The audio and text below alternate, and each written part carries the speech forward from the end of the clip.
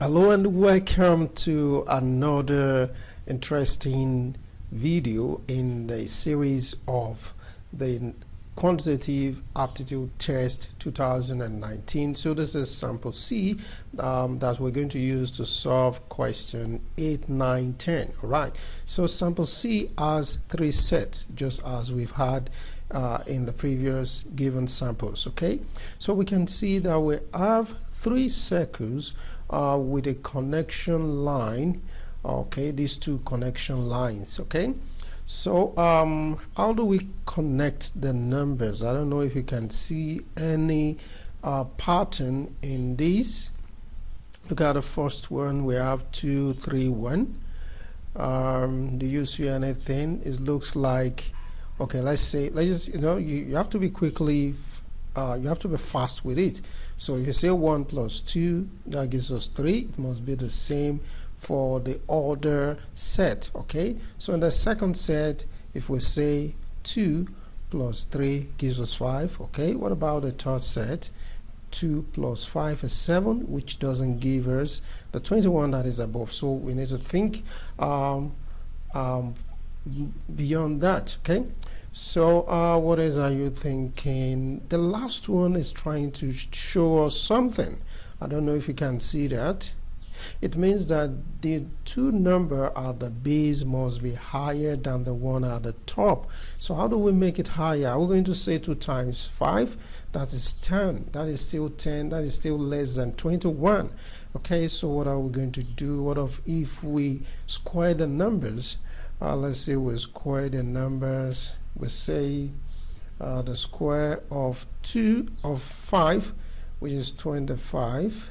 Okay, the square of 2, which is 4. Can you now see?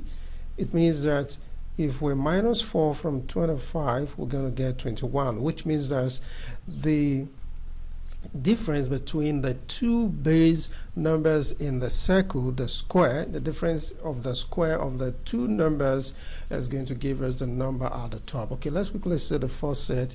If we square this, we have 4. If we square this, we have 1. So 4 minus 1 is 3. Okay, if we square this, we have what?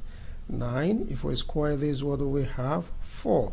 So 9 minus 4 is 5. Wow, so sweet. All right, so we're going to see the questions to solve. And like I always say, try to make sure that you on your own, you solve this on your own first before we start checking it out together. So pause the video right now and solve.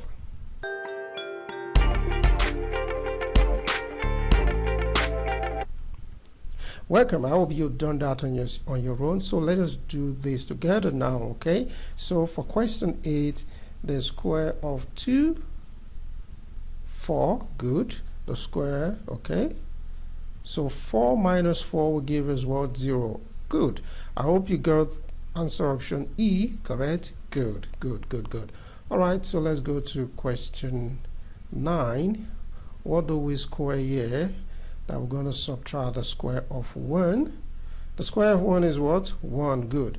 So whatever we're going to square here, we're going to minus 1, which will give us what? 24. So what is that number we're going to square?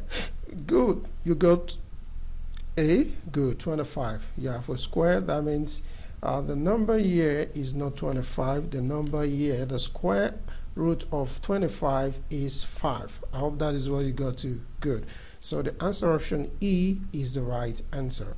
All right. So we go to the last question here. The square of 3 is what?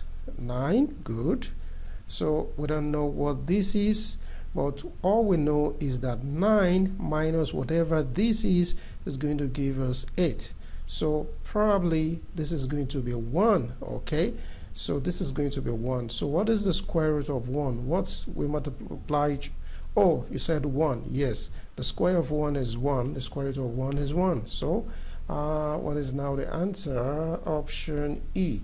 Wow, this is interesting. All the numbers 8, 9, 10 is E. Sometimes if you're doing guess work, you may not want to believe that you can have three consecutive answers to be the same.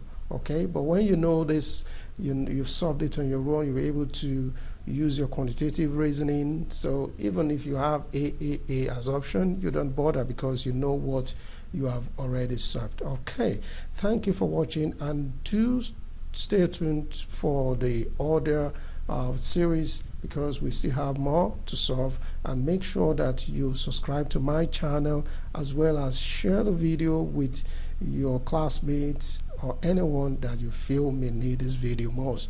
Bye for now. See you in the next video.